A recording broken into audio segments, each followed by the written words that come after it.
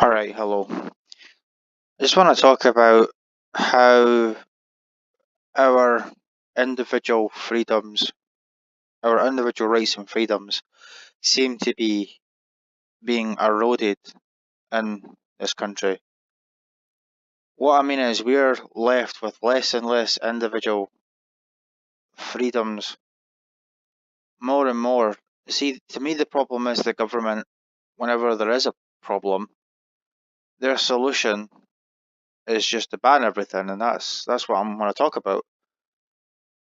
It doesn't really seem to matter what it is. I mean, whenever someone's getting hurt or something, or something's being misused, or something as silly as someone's offended, it results in things being banned. Let me give you an example. I'm sure you're aware that in this country we're having a bit of a problem with knife crime at the moment, especially in London, where you've got gangs continuously stabbing each other with knives. I mean, this year alone, London has seen over 100 deaths, senseless deaths that didn't really need to happen, just because people are violent, honestly. And of course, a lot of these murders and assaults were using the person used knives.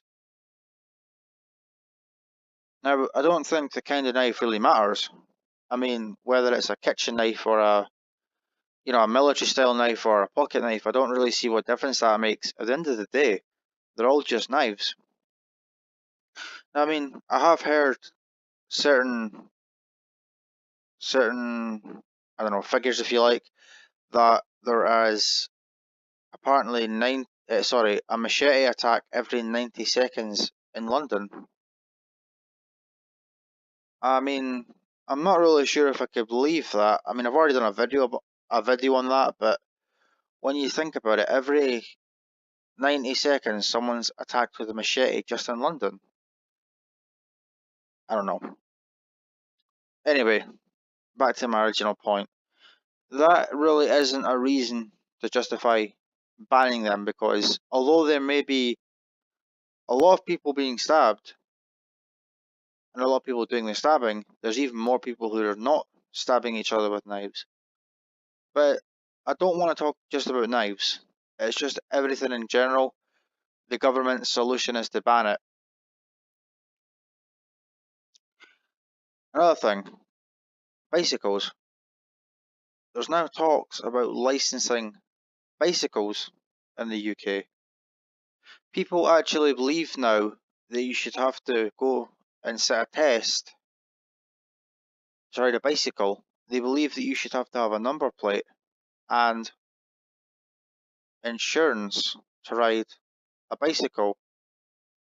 Now, I think there has been a few deaths by people cycling irresponsibly, so I think this is the reason how this came about. But there's maybe been a handful of deaths per year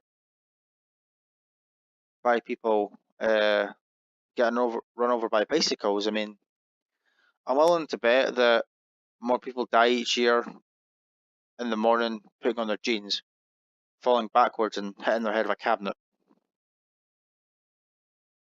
I mean, considering there's probably millions of people riding bicycles and there's maybe 5 deaths per year, it seems a bit insane to try and introduce such a law. And how would such a law be enforced? And is there really any point? I mean, sure, you could cause death by dangerous cycling. That's currently in the works right now, I believe. They're bringing in a new law called death by dangerous cycling. Of course, we've already got death by dangerous driving. Why they didn't just extend it to include dangerous cycling instead of making it a whole new thing, I do not know. That's just one way of making things more complicated. But anyway, I shall continue. Drones. Now, there's been plenty of talks about should drones be licensed. Those little quadcopter things with the cameras people like to fly around, should those be licensed? Well, why would you want to license those? Well, the argument is that people fly too near aircraft people are flying the drones too close to aircrafts. Now that's already illegal as far as I'm aware. I believe the problem is that this can potentially cause damage to the plane engine. Okay, I can understand the concern there, but how many people are flying drones irresponsibly compared to how many people are using them properly and within the law? Another argument is that people flying drones in crowded places and the drone loses power and falls to the ground, yeah, that could cause injury, but or even death. I mean, I could imagine that some of these drones probably weighs up to about a kilo, possibly more. I don't know. I've never flown a drone, never had one.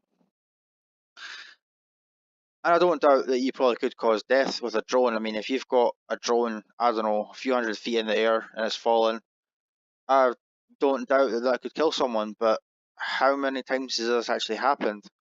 Possibly a few. But how does that justify punishing everyone else? This is what I'm talking about, the erosion of individual freedoms. To me, this is just absolutely ridiculous because there's a few people per year that get. I mean, people get hurt on almost anything. You could hurt yourself with almost anything. I can't think of something you can't hurt yourself with. I mean, people, you can kill someone with a pillow. You hit someone hard enough with a pillow in the right place, you could probably kill them. And of course, you've got the obvious factor that you could suffocate them. But anyway, now one of the ones that bother me the most is this ban of online knife sales. Again, we're going back to the gang violence, mostly in London, with people stabbing each other. Okay, but how's preventing me as a collector going online to go to Hindy Haynes and ordering some knives for my collection or for work purposes or whatever? How's stopping me from doing that going to stop criminal gangs and such using kitchen knives? Now, we've already had a judge suggest that knives should be blunt and the tip should be rounded off. This judge, his name is Nick Mage, believes that there should be a facility where people take their kitchen knives to have the sharp tip rounded off and the knife should be blunt. Well, for a start, a dull knife's a dangerous knife. Knives are supposed to be sharp, otherwise they're more dangerous to use because you have to apply more pressure to get them to cut. And knives are supposed to be pointy to pierce. Now, another thing that the government have suggested licensing is laser pointers.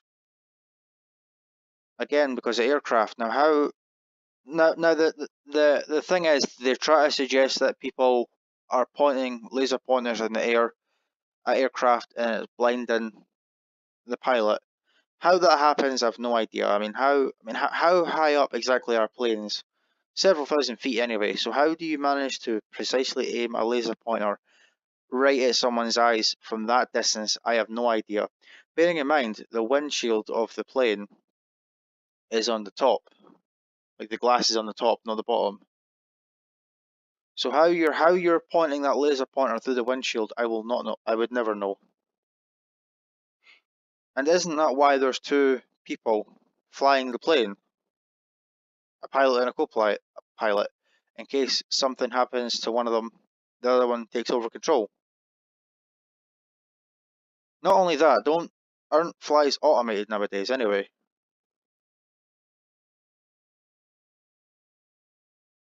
And think of all the people such a law would punish. Most people are going to be not aware of it. You'll have a lot of people ordering them from other countries thinking it's legal. You'll have people from coming all over the world because a lot of people have laser pointers on their keys, on their keyring. So what if you've got someone from, say, America or somewhere in Europe coming here on holiday? They're not going to know that because that's a ridiculous law to have in the first place. They're going to think it's an innocent thing. Because it is. I mean, how can you license them? What is your justification for having it. Now, I don't think you just have to justify it. I'm just trying to. What I'm getting at is, what are they going to say is a good reason to have a laser pointer, and how much is a license going to cost? I'd like to briefly talk about the airgun licensing in Scotland, which in my opinion has failed, because the majority of those air rifles and air pistols are still out there, of which were estimated to be 500,000. Only 14,000 or maybe 20,000 were handed in, and about 20. The point is, 450,000 of them are still unaccounted for. So those other 50,000 people, including myself, was punished for nothing. Shortly after the licensing came into force, there was still crime committed with air guns in Scotland. A few months after the license came into force, someone shot a cat with it in Ayrshire with an air rifle. Didn't stop anything. Now, one of the other things I'd like to talk about is the government wants you to have a wanking license. I wish I was joking, but the government actually proposed there should be a porn license.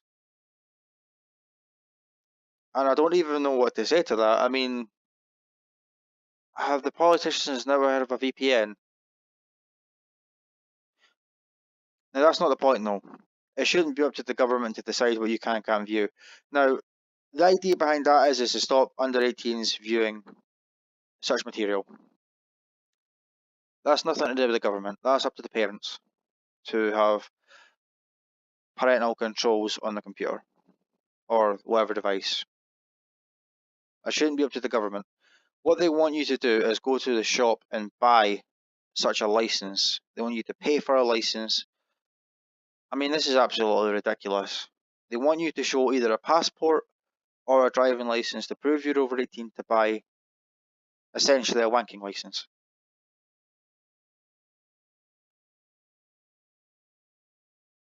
I know that probably sounds really funny, and it is funny, but it's still serious. I mean, this is just the government flexing its muscles essentially just because it can. Because what's that going to do? What's it going to do? It's not going to achieve anything.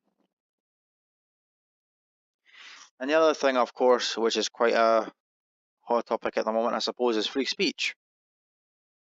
We've now got people in the UK being arrested for saying just unfavourable opinions. Not even unfavourable opinions, just... I mean, put it this way. In this country, we've now got, I think it's 3,000... I don't remember the figures were, but it's over 900 people. Or I think the figures is 3,000. I can't quite remember off the top of my head. But you've got about 3,000 people a year in the UK arrested for something they said on the internet. It could be something racist, it could be some unfavourable opinion, it could just be a fact. Honestly, it's a combination of all of the above. But it doesn't matter. You should be able to say anything you want. Free speech should be absolute. You should not be arresting people for words. Well, you're offended, well, don't listen to it. You've got mute buttons, you've got block buttons, don't listen to the person. You know, you don't have to listen to their opinion. Stop being so offended. All of this, what I've just said, this is the erosion of our individual rights and freedoms. Because after all this, what are we going to be left with? Here's something that's not from the UK, but it's from Germany. I'm pretty sure a while ago, maybe a few months ago, there was talk about the German government potentially licensing, requiring people to have a license to stream video games online on a Twitch and such. I'm not really sure why, but why would I bring that up when I'm in the UK? Well, our government here in the UK will probably decide to implement such nonsense. By the way, bearing in mind we've got this EU thing, is it EU Article 13 or something? Which is essentially going to ban memes and stuff like that. See what I mean?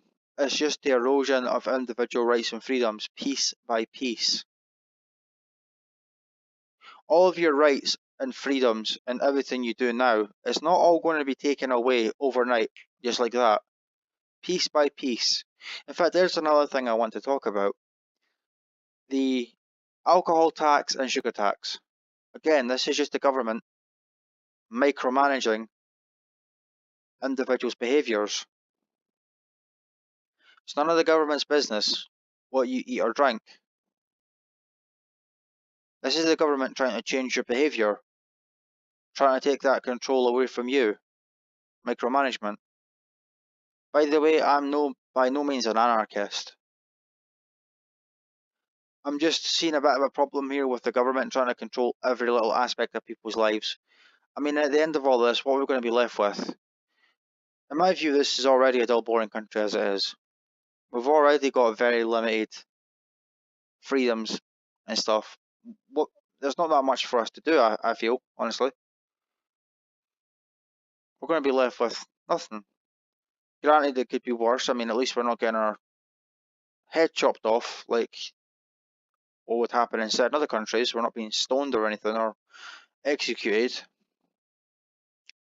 That still doesn't justify it, though.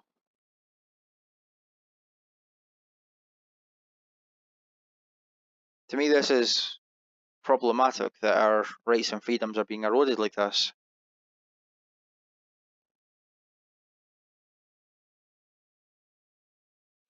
Anyway, I suppose that about does it. So I'll just wrap up at that. That's why I think our individual rights and freedoms are being eroded. But anyway, thank you for watching. If you enjoyed it or liked it, found it interesting, please drop me a like. Dislike it if you don't agree with me or whatever. That's up to you. I'm probably going to talk about this sort of thing in the future, and of course I'm always going to be uploading knives and knife related content, so feel free to stick around for that. Alright, cheers.